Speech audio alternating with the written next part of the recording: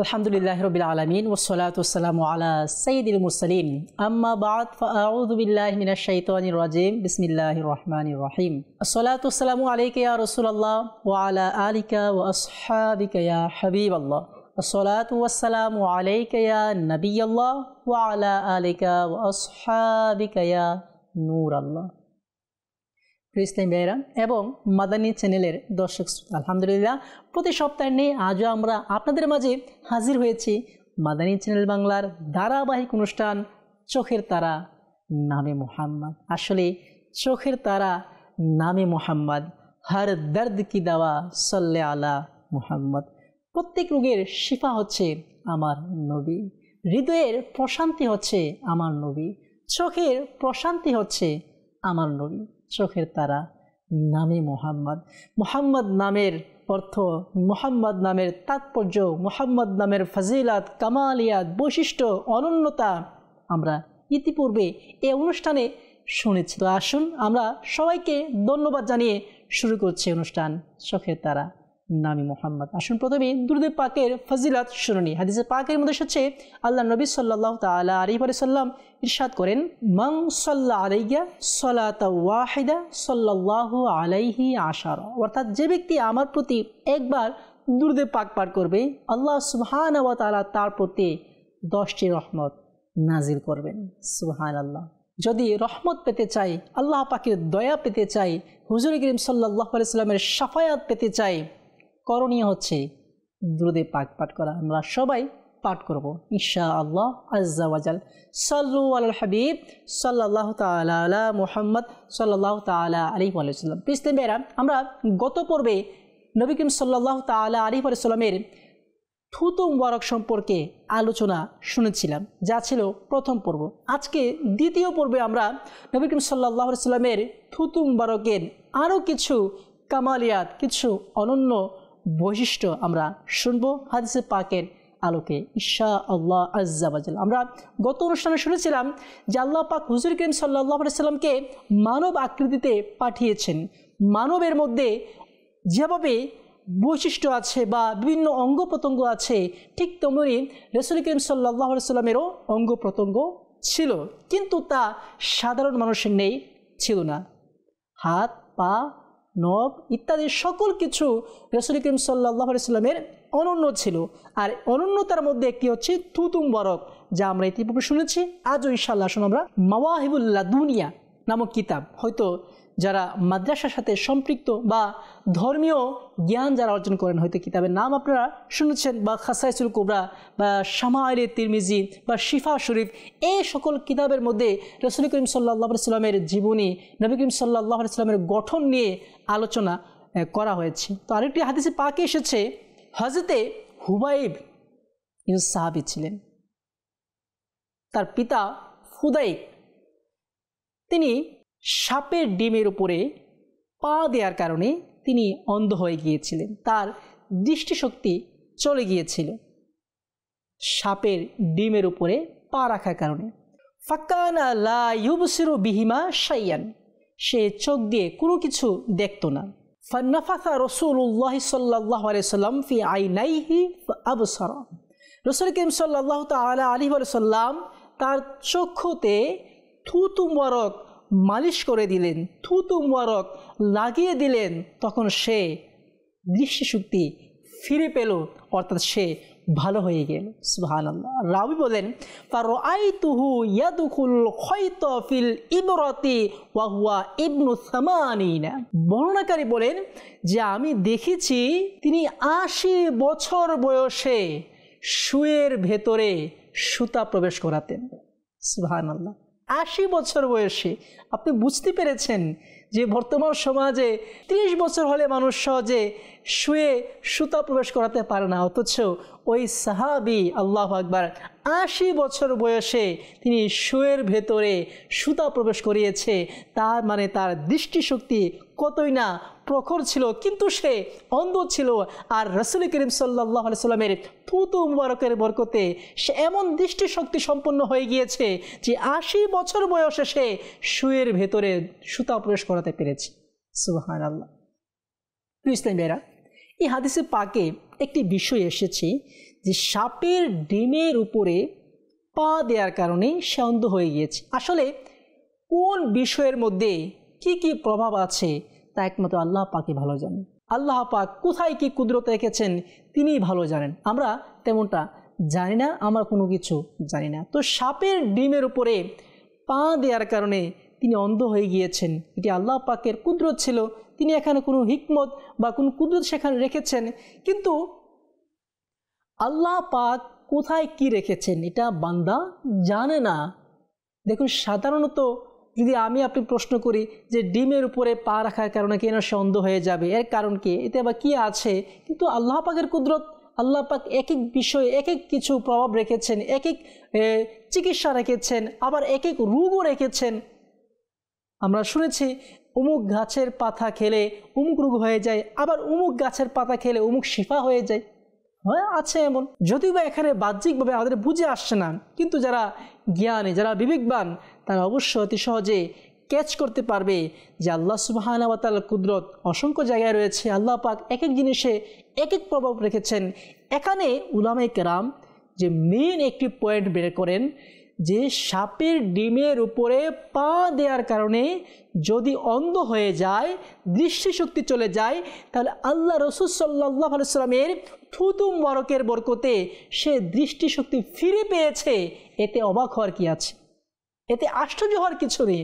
ডিমের উপরে পা রাখার কারণে যদি সে অন্ধ হয়ে যায় আর আল্লাহ রাসূলের থুতু মুবারকে সে দৃষ্টিশক্তি ফিরে পেয়ে যায়, এতে অবাক হওয়ার কিছু আছে, কিছুই নেই। কাজেই আল্লাহ রাসূল সাল্লাল্লাহু আলাইহি সাল্লামের থুতু মুবারকের বরকতে অনন্য। আল্লাহু আকবার। আসুন আরও একটি হাদিসে পাক আমরা এ সম্পর্কিত শুনে নিই। প্রিস্তেমেরা, আমরা হয়তো হযরতে জাবিরের ঘটনা শুনেছি, না শুনলে আসুন আমরা শুনে নিই। হযরতে জাবির রাদিয়াল্লাহু তাআলা আনহু খন্দকের যুদ্ধে, খন্দকের সময় ইসলামের যে তৃতীয় যুদ্ধ বা ছোটোখাটো যুদ্ধ রয়েছে, ইসলামের একটি বড় যুদ্ধ হচ্ছে খন্দকের যুদ্ধ। তো খন্দকের যুদ্ধে আল্লাহ রাসূল সাল্লাল্লাহু আলাইহি সাল্লাম নিজে মাটি খনন করেছেন, পাথর তুলেছেন, হাজার হাজার সাহাবে কেরাম সঙ্গ দিয়েছেন, কিন্তু সাহাবে কেরাম ক্ষুধার্ত ছিল। হযরত জাবির দেখলেন যে আল্লাহ রাসূল ক্ষুধায় আল্লাহু আকবার পেটে পাথর বেঁধেছেন। এর দৃশ্য দেখে জাবির সইতে পারেনি, সে ঘরে চলে গেলেন। ঘরে গিয়ে দেখলেন কি আছে, দেখলেন একটি ছাগল আর সামান্য আটা আছে। এগুলোর জন্য সে খাবার পাক করলেন আর আল্লাহ রাসূলকে দাওয়াত দিলেন। বলে, ইয়া রাসূলুল্লাহ, আমার ঘরে আপনি সহ কয়েকজন সাহাবে কেরাম চলে আসুন, অল্প খাবার আছে, আপনি এটাই আহার করবেন। আল্লাহু আকবার। হাদিসে পাকের মধ্যে রয়েছে যে কথা শুনে আল্লাহ রাসূল সবাইকে বললেন, হে আমার সাহাবেরা, সবাইকে আজকে জাবেরের ঘরে দাওয়াত। জাবের আশ্চর্য হয়ে গেল, অবাক হয়ে গেল, আরে আমি আল্লাহ রাসূলকে মাত্র অল্প কয়েকজন জন্য দাওয়াত দিয়েছিলাম, আল্লাহ রাসূল খন্দকবাসীকে দাওয়াত দিয়ে দিলেন। কিন্তু তিনি ঘাবড়ালেন না, জানেন আল্লাহ রাসূল ভালো জানেন এতে কোন হিকমত রয়েছে। আল্লাহ রাসূল বললেন, তুমি ঘরে চলে যাও আর তোমার স্ত্রীকে বলবে সে যেন খাবারের পাতিলা না উঠায় আমি আসার আগ পর্যন্ত। চলে গেলেন। হযরতে জাবির বলেন, ফাআখরাজতুহু লাহু আজিনা ফাবাসাকা ফীহি ওয়া বারাকা। নবী করিম সাল্লাল্লাহু তাআলা আলাইহি সাল্লামের সামনে আমি খাবারের পাত্রগুলো নিয়ে আসলাম। তিনি সেখানে নিজের থুতু মুবারক নিক্ষেপ করলেন এবং বরকতের দোয়া করলেন। আল্লাহু আকবার। আর খাবার রান্না করা হলো, অতঃপর সবাইকে বন্টন করা হলো। এমনকি আল্লাহু আকবার, হাজার সাহাবে কেরাম এই অল্প খাবার আহার করে পরিতৃপ্তভাবে আহার করলেন। আর এমনকি যে খাবার ছিল সে খাবার অবশিষ্ট ছিল, আল্লাহু আকবার, এক দুইজন নয় বরঞ্চ খন্দকের সকল সাহাবী আল্লাহু আকবার জাবেরের ঘরে ওই দিন মেহমানি খাবার খেয়েছেন। সুবহানাল্লাহ। বুঝতে পেরে এই হাদিসে পাকে যে দুটি বিষয় আমরা উপলব্ধি করতে পারছি। প্রথম হচ্ছে আল্লাহ রাসূল সাল্লাল্লাহু আলাইহি ওয়াসাল্লামের থুতু মুবারকের বরকতে খাবারে বরকত হয়েছে, খাবার সবাই পরিতৃপ্তভাবে আহার করেছে, এটি একটি বিষয়। আর দ্বিতীয় বিষয় হচ্ছে আল্লাহ রাসূল সাল্লাল্লাহু আলাইহি ওয়াসাল্লামের সহানুভূতি, আল্লাহ রাসূলের মায়া, আল্লাহ রসুলের দয়া, আল্লাহ রসুলের ভালোবাসা, আল্লাহ রসুলের আবেগ, আল্লাহ রসুলের মায়া, আল্লাহ রসুলের আল্লাহু আকবার এই যে উদারতা। আল্লাহ রসুলকে জাবির দাওয়াত করেছেন। আল্লাহ রসুল চাইলে সামান্য কয়েকজনকে নিয়ে তিনি চলে যেতে পারতেন, নিজে ভালোভাবে খেতে পারতেন, কিন্তু দেখলেন যে খন্দকের অন্যান্য সাহাবীরা তারাও তো পেটে পাথর বেঁধেছেন, মাটির খুঁজছে, মাটি করে গর্ত করছেন, তাদেরও তো খিদা লেগেছে, তারাও তো ইসলামের জন্য কষ্ট করছে, আমি কিভাবে তাদেরকে রেখে চলে যাই খাবার খাবার জন্য? এই জন্য আল্লাহ রাসূল সবাইকে দাওয়াত দিলেন, খন্দকবাসীদেরকে এলান করে দিলেন, সবাইকে দাওয়াত জাবিরের ঘরে। দেখুন আল্লাহ রসুলের ভালোবাসা কেমন। আল্লাহ পাক বলেন বিল মুমিনিনা রউফুর রহিম, যে তিনি মুমিনদের প্রতি মেহেরবান, দয়াশীল। আল্লাহু আকবার, আল্লাহু আকবার। আল্লাহ রসুলের দয়া কেমন, যে সকল সাহাবে কেরাম ক্ষুধার্ত থাকবে আর আল্লাহ রসুল গিয়ে একা আহার করবেন, এটি আল্লাহ রসুল কখনো হতে দেয়নি, কখনো চায়নি। সাহাবীদেরকে কিভাবে ভালোবেসেছেন, তাদের প্রতি উদারতা কিভাবে দেখিয়েছেন। যদি বর্তমানে আমরা দেখি একজন লিডার যদি সে এমতো অবস্থায় পড়ে, মানুষ বলবে চাচা আপন জান বাঁচা। হ্যাঁ, আগে নিজেরটা দেখবে। যদি কোনো দেখে অপমানের শিকার হবে বা আঘাতের শিকার হবে, নেতা চলে যায়, কিন্তু কর্মীরা থেকে যায়, অবশেষে কর্মীরাই মারধর খায়, মার খায়, অসম্মানী হয়ে জেল খাটে ইত্যাদি, যা বর্তমান বিভিন্ন জায়গায় ঘটছে। কিন্তু যারা নেতা তারা ঠিকই চলে যায়, লিডার ঠিকই চলে যায়, পালিয়ে যায়, আরাম আয়েসে বুক বিলাসী করে। কিন্তু যারা কর্মচারী বা যারা কর্মী তারা কিন্তু কষ্টে থাকে। কিন্তু আল্লাহ রসুলের বেলায় সেটা হয়নি। আল্লাহ রসুল নিজে কষ্ট করেছেন, কিন্তু কর্মীদেরকে আহার করিয়েছেন, কর্মীদেরকে আল্লাহু আকবার সেবা করেছেন, কর্মীদেরকে সুযোগ দিয়েছেন, তাদের অভাব পূরণ করেছেন, কিন্তু আল্লাহ রসুল কষ্ট করেছেন। এমন অসংখ্য প্রমাণ আছে।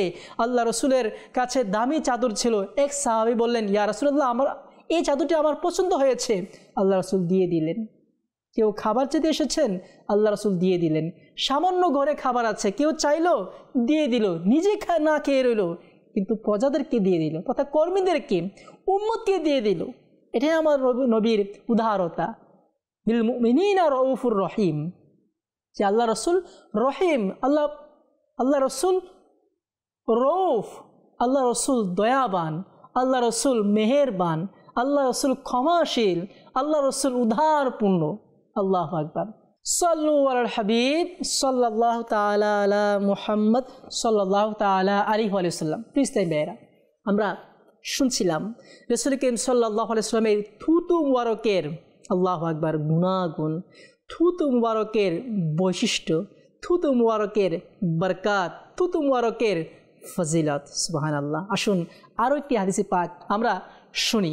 খাইবার যুদ্ধে আমরা হয়তো নাম শুনেছি, যারা ধর্মীয় কিতাবাদি অধ্যয়ন করে হয়তো আমরা এসকল বিষয়ের নাম শুনেছি। খাইবার যুদ্ধে, ধর্মীয় যুদ্ধ, ধর্মীয় লড়াই, আল্লাহ রসুল সেনাপতি নির্ধারণ করবে। এতে হযরতে আলী রাদিয়াল্লাহু তাআলা আনহু ব্যথায় ব্যথিত হয়ে, তার চক্ষু ব্যথিত হয়ে যায়, ব্যথা হয়ে যায়। পরদিন তাকে ডাকা হলো, আল্লাহ রসুল তাকে ডাকলেন। ফাবাসাক রাসূলুল্লাহ সাল্লাল্লাহু আলাইহি ওয়াসাল্লাম ফি আইনাইহি ওয়া দাআ লাহু ফাবারিয়া হাত্তা কানা লাম ইয়াকুন বিহি ওয়াজউন। নবী করিম সাল্লাল্লাহু আলাইহি ওয়াসাল্লাম থুতু মুবারক তার চোখে মালিশ করে দিলেন, লাগিয়ে দিলেন, এবং সে সুস্থ হয়ে গেলেন। তিনি তৎক্ষণাৎ সুস্থ হয়ে গেল, যে এমনভাবে সুস্থ হলো মনে হচ্ছে তার চোখে কখনো ব্যথাই ছিল না। সুবহানাল্লাহ, আল্লাহু আকবার। অতঃপর আল্লাহ রাসূল তাকে সেনাপতি হিসাবে নির্ধারণ করলেন, নিযুক্ত করলেন। সুবহানাল্লাহ। প্রিয় ভাইরা, এই হাদিসে পাকে আল্লাহ রাসূল সাল্লাল্লাহু আলাইহি সাল্লাম থুতু মুবারক মালিশ করলেন, আর এতে শিফা পেয়ে যায়। আর আরেকটি বিষয় হচ্ছে, হযরতে মাওলায়ে কায়নাত, মাওলা মুশকিল কুশা, শেরে খুদা, মাওলা মুশকিল কুশা হযরতে আলী উল মুর্তাদা কাররামাল্লাহু তাআলা ওয়াজহাউল করিম এর সম্মান আল্লাহ পাক তিনি তাকে সেনাপতি হিসাবে নিযুক্ত করলেন। আর খাইবার বিজয় হযরতে আলীর মাধ্যমেই হয়েছিল। সুবহানাল্লাহ। এমনই আরও একটি হাদিসে পাক এসেছে, হযরতে রিফা রাদিয়াল্লাহু তাআলা আনহু বলেন, রুমিয়াত বিসাহমিন ইয়াউমা বদরিন ফাকাত আইনি। বদর যুদ্ধে আমার চক্ষু ব্যথিত হয়ে যায়, চক্ষু বের হয়ে যায়, এমনই রয়েছে। ওই সাহাবী আল্লাহ রসুলের দরবারে আসলেন, বলি ইয়া রাসূলুল্লাহ, আমার চক্ষু তো বের হয়ে গিয়েছে, আমি কি করব? ফাবাসক ফিহা রাসূলুল্লাহ সাল্লাল্লাহু আলাইহি সাল্লাম ওয়া দাআলি ফামা আযানি মিনহা শাইউন।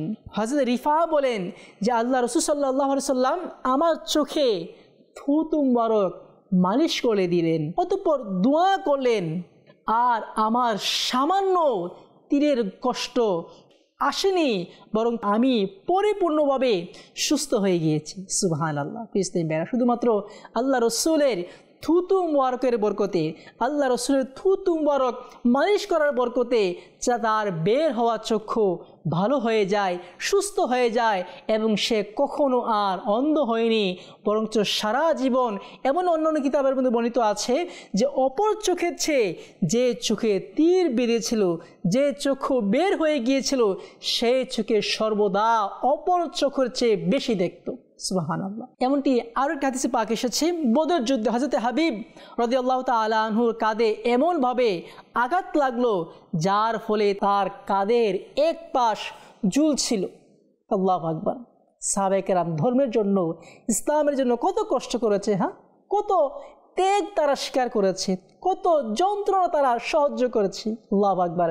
ওই সাহাবীর কাঁধ ঝুলছিল, এক কাঁধ ঝুলছে, আল্লাহ রাসূলের দরবারে আসলেন। ফারাদ্দাহু রাসূলুল্লাহ সাল্লাল্লাহু আলাইহি সাল্লাম ওয়া নাফাসা আলাইহি হাত্তা সাহহা। ফারাদ্দাহু রাসূলুল্লাহ সাল্লাল্লাহু আলাইহি সাল্লাম ওয়া নাফাসা হাত্তা সাহহা। নবী করিম সাল্লাল্লাহু আলাইহি সাল্লাম থুতু মুবারক লাগিয়ে দিলেন, আর ওই ঝুলন্ত কাঁধ একেবারে সম্পূর্ণ সুস্থ হয়ে গেল। সুবহানাল্লাহ।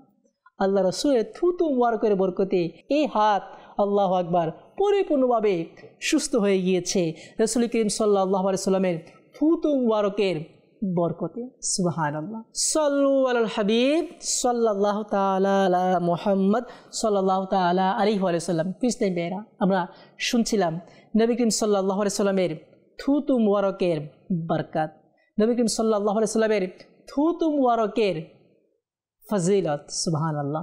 যে থুতু মুবারকের বরকতে কূপের পানি মিষ্টি হয়ে যায়, যে থুতুর বরকতে কূপের পানি বেড়ে যায়, যে থুতুর বরকতে অন্ধ ব্যক্তি ভালো হয়ে যায়, যে থুতুর বরকতে অজ্ঞান শিশু সজ্ঞান হয়ে যায়, যে থুতুর বরকতে অন্ধ ব্যক্তি সুস্থ হয়ে যায়, যে থুতুর বরকতে কাঁধ চলে যাওয়া ব্যক্তি সুস্থ হয়ে যায়, যে থুতুর বরকতে আল্লাহু আকবার অসংখ্য মানুষ শিফায়াব হয়ে যায়, তারা সুস্থ হয়ে যায় এই থুতুর বরকতে। সুবহানাল্লাহ। ইসলাম বেরা এমনি করে ইনশাআল্লাহ আমরা এই অনুষ্ঠানে রাসূল করিম সাল্লাল্লাহু আলাইহি সাল্লামের এক একটি অঙ্গ প্রত্যঙ্গ, এক একটি গুণ, এক একটি বৈশিষ্ট্য নিয়ে আমরা আলোচনা করব।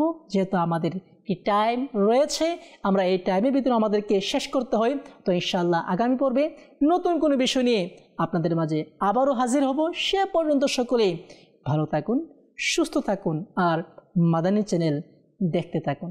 সাল্লু আলাল হাবিব সাল্লাল্লাহু তাআলা আলা মুহাম্মদ সাল্লাল্লাহু তাআলা আলাইহি ওয়া সাল্লাম।